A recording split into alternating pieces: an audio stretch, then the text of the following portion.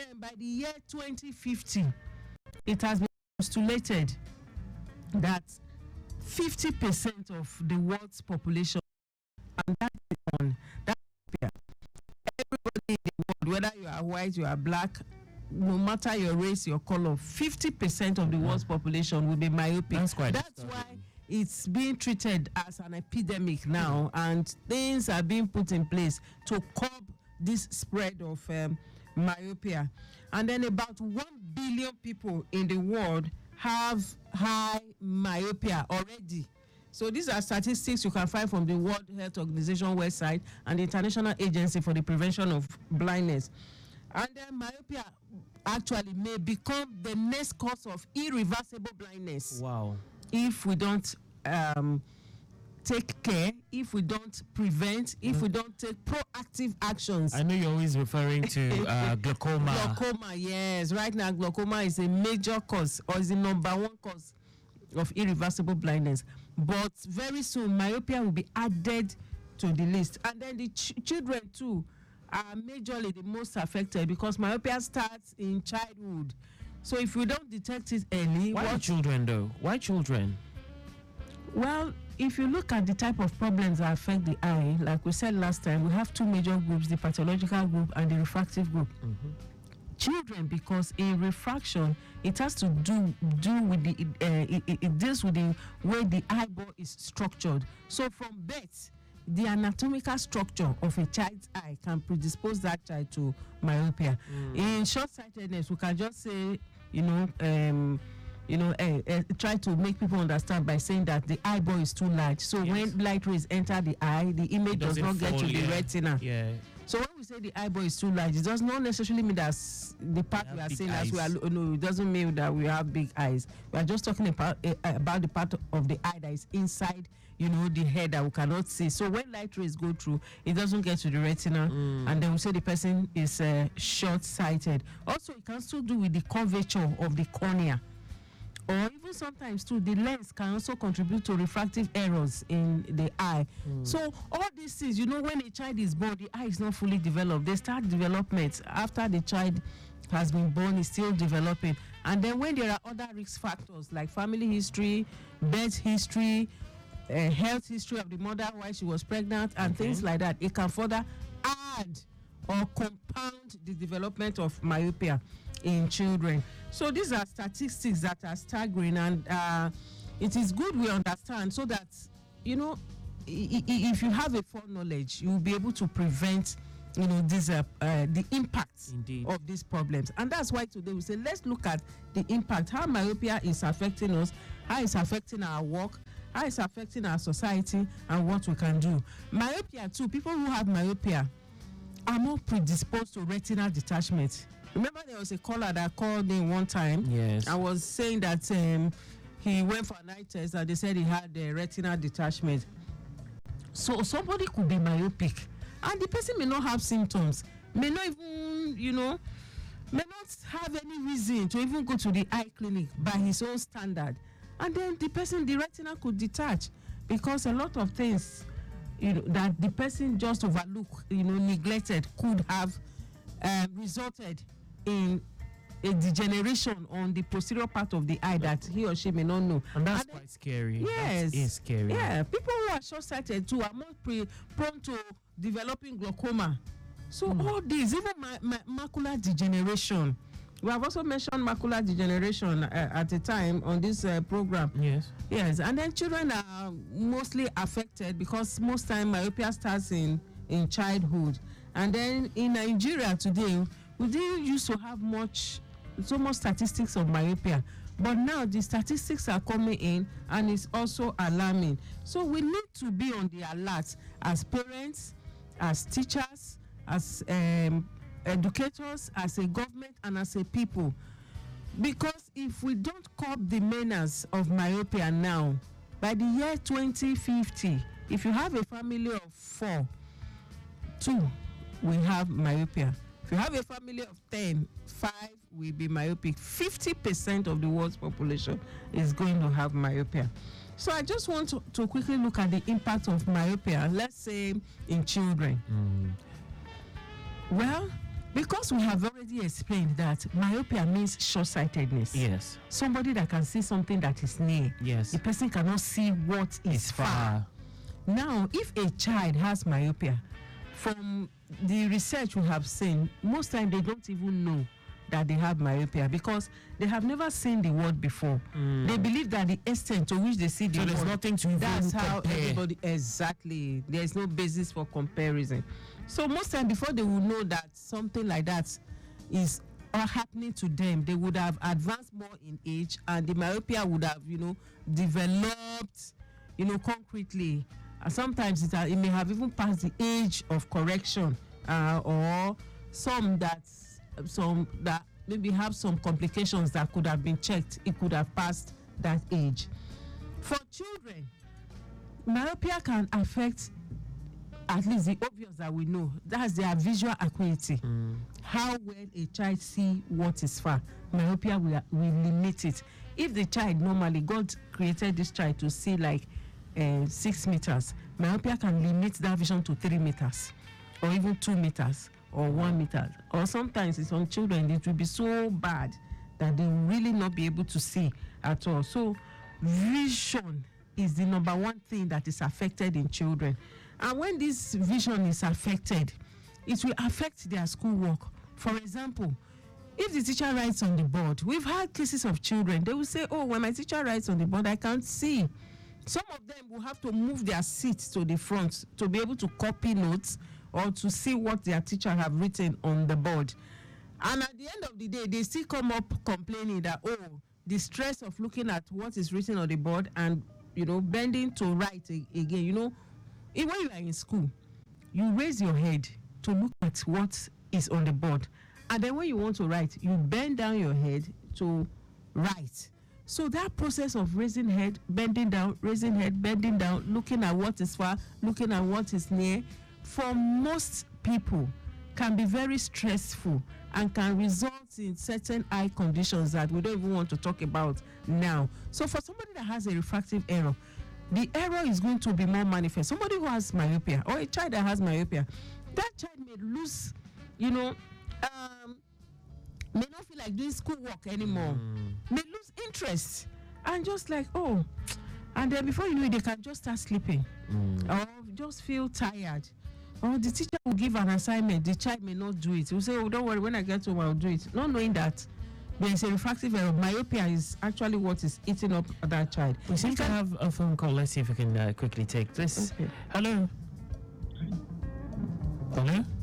Hello, good afternoon. Welcome, Grandma. Grandma. Good afternoon, Grandma. I love to hear your voice every time on this program. Yes, nice having you on program today and listening to your sweet voice. Woo! Thank you. Thank you, Grandma. All right. Thank you very much. Yes. Yes, you're welcome. Yes. The light from the phone or camera, can it affect babies? When they are taking pictures, the moment the camera near the baby's eye, the eyes that are still developing, can it affect the baby's eyes? Okay. And I want to confirm what you just said now, that where a child or student will not be able to see what's written on the board. I experienced it when I was in primary and then growing up. And they will think you don't want to do your homework. They will think you don't want to do. Hey.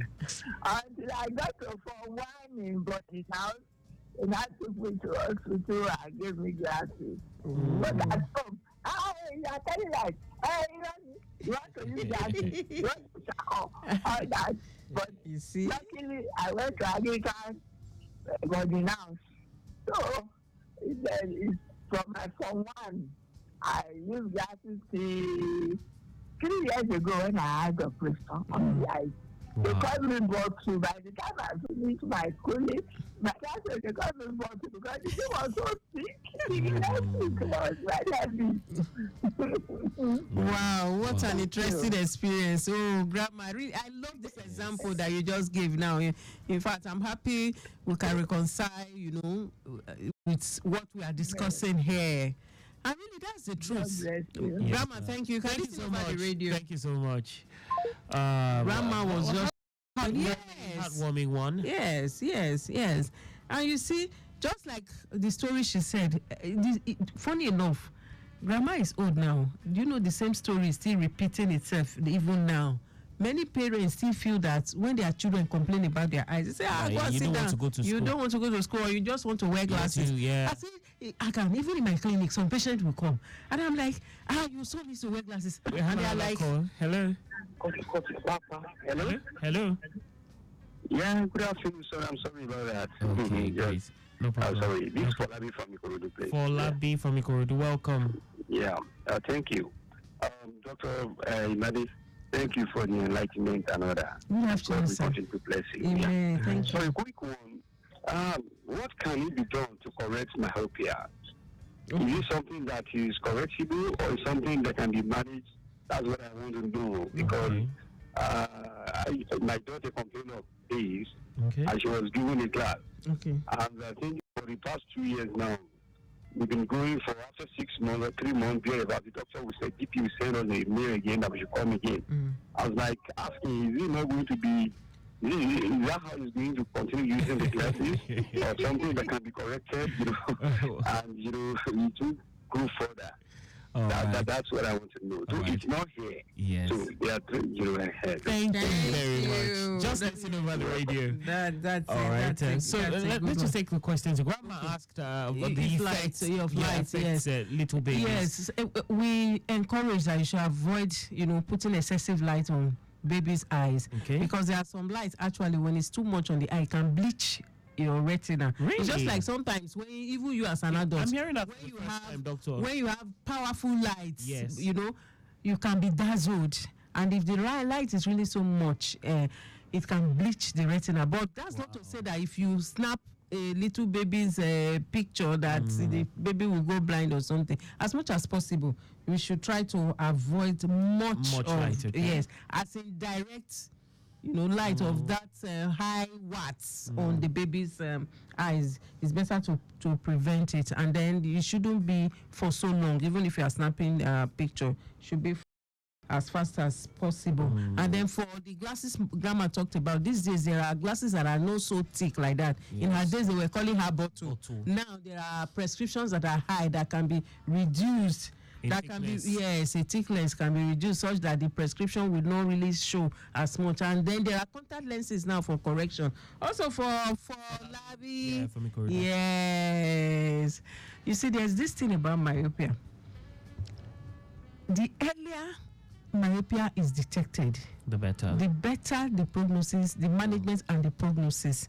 Now, we always encourage that children's eyes should be checked from birth, at 6 months, at 1 year, at 3 years, and then from class to class, such that when there's a refractive error such as myopia, it can be detected on time and then better managed.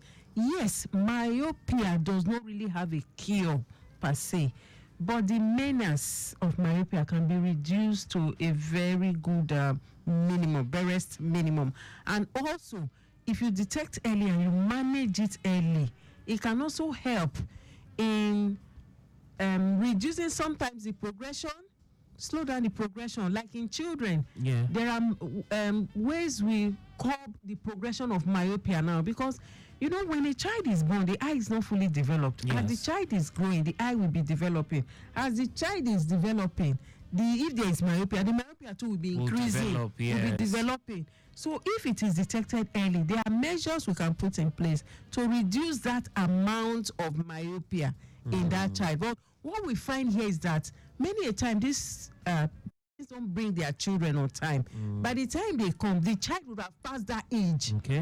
We encourage parents to bring their children, say, before the age of 8. Okay, Doctor, let's quickly take this one in a few seconds. We have our motorbike live reporter, Sadiq Yusuf. Hello. Hello, good afternoon. Good evening, Akan. Yes, welcome. Please go on. Yeah, this is Stephanie. So just to give you an update concerning the loaded trailer that fell into the drainage in front of TSCWC. Okay. That right now the transporting process has begun. Okay. They got another news to transport the content so that LRU can be able to evacuate the trailer from the beach. Okay. So that nobody can be experiencing good and better movement on this axis. All right. So that is where it is now. Thank you very Likewise, much. traffic figures are also positioned during the next day. Okay. So we'll be on standby for more updates as regards this impediment and the efforts at moving it off the road. Thank you very much. Well done. Yeah. All right. Back to you, Doctor.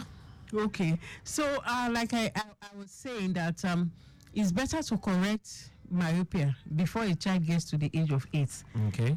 And then myopia, there are different types of myopia. There are some that we call the degenerative myopia, such that as the child is just growing, the thing will just be increasing. But in Folabi's case now, what did you like for him? I don't know how old the daughter is, but once you have crossed the age of 8, most times it's really difficult to say this child is going to stop wearing glasses. Okay. You know, but as you advance in age, when you now cross the age of 50, 55, or even 60, the amount of myopia can reduce because presbyopia is setting in now, and you just discover that, then it could be a bit better. But we strive at that growing age to slow down the progression so that the child does not keep changing glasses. And then there are treatment therapies that can be put in place now to monitor the progression of myopia in children. Okay. That's why we encourage all parents, please, when it comes to eye problem, take your child to the appropriate quarter, to the right quarter. Don't go and meet an optometrist or an ophthalmologist. Don't cut corners. And don't buy glasses on the road or buy glasses on the market. When you go to the eye clinic and you are giving glasses for correction in a child, you are very sure of, the quality of that glass. And then the doctor will be able to certify that these lenses will do what it is meant to do. Not just that you just meet someone by the wayside and say, oh, come on, just do these glasses for me. And they ask you, can you see? You say, yes, I can see. And at the end of the day, you are doing more harm than good. Well, uncorrected myopia can actually result in amblyopia in children. Oh, okay. We talked about amblyopia. Yes. That was last month.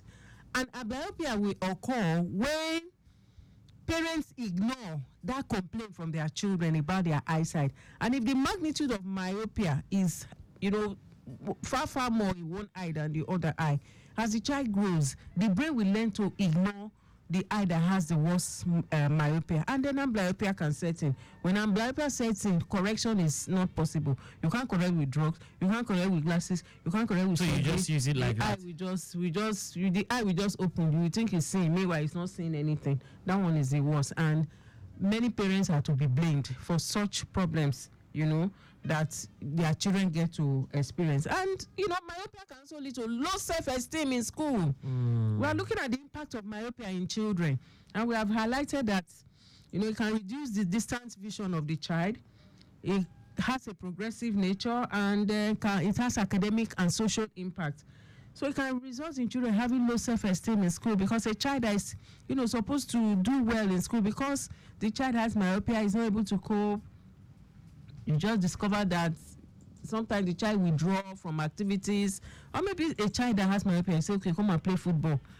Outdoor activities become a very big problem. Because the child is, sports, there are certain sports the child cannot do. And everything about school is not only academics. Yes. So that balance will be difficult for that child. And all this we found out that can actually affect the child growing up and give the child a negative school experience. So this is not what we want for our children. And ultimately, we've also seen that children who have myopia could have poor grades in school once that myopia is not corrected, especially when the degree of myopia is really, really high. You just find out that these children, they will just be struggling. They will just be, struggling to read, struggling to do stuff, and at the end of the day, they get tired. And And they might not really be able to explain or open up, especially. Yes, because they don't know what to expect. They've never seen the word before. It's we, the parents, that have seen the word that should know what to expect. And that's why the onus is on us as parents to ensure that we take our children for eye examination. You know, the child cannot just wake up on his or her own and say, I'm going for eye examination. Yes. Unless the parents would have to take the child there. So this evening, we have looked at the impact of myopia, especially in children. And we said at the beginning of the program that by the year 2050, WHO, International Agency for the Prevention of Blindness, and so many international bodies have read out the statistics that 50% of the world's population is going to have myopia. Scary projection. And people who have myopia are prone to developing retinal detachment. They are prone to developing glaucoma. They are prone to developing macular degeneration. They are prone to developing so many eye problems that we cannot even list here this evening. We have always said on this program, prevention is the way to go, that no one should go blind. Indeed. Information is key. It's information that liberates. Now that you have heard me this evening, the onus is on you now as a parent. If you miss it in your own time, your children should not miss it. So let's fight this menace of myopia. This holiday after school, take your children, let them go and check their eyes. And those who need correction, please, let them take their glasses, let them wear it, and so that they can do well, do better with their schoolwork, and then have a positive school experience. Indeed.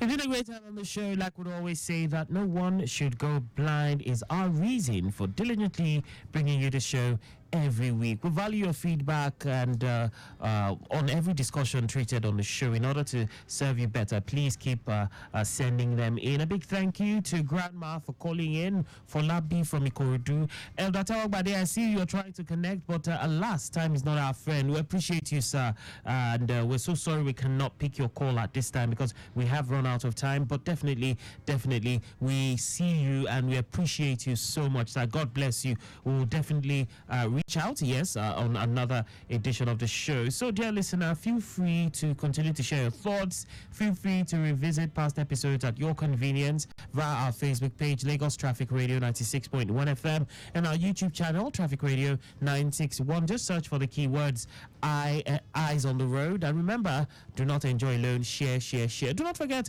Dr. Priscilia has a book, Eye Care the Right Way. Do well to get yourself a copy, and yes, you definitely will be glad you did. And Dr. Priscilia Imade, is so good having you on the show again. Yes, indeed. And I'm sure we'll be coming up. What we having? What do we have next week? By next week, we are going to talk about the impact of myopia in driving. On drivers. Okay. Imagine a driver that has myopia. Terrible. We are going to look at that next week. All right. So Dr. Priscilia Imade, OD, MSc, PhD in Public Health, is a consultant optometrist at Modern Eye Care Foundation, situated at plot 16 to 18, Ogunusi Road, opposite Omole Estate, Phase 1 by Akiode Bus Stop, Ojodubaja. You can contact her on 0803333 6672. That is 080-3333-6672. On behalf of the production team led by Micah Arocha and of course our executive producer Tayo Akonle, my name is Akan Usen. Have a safe drive to your destinations and see you on the show next week. Bye for now.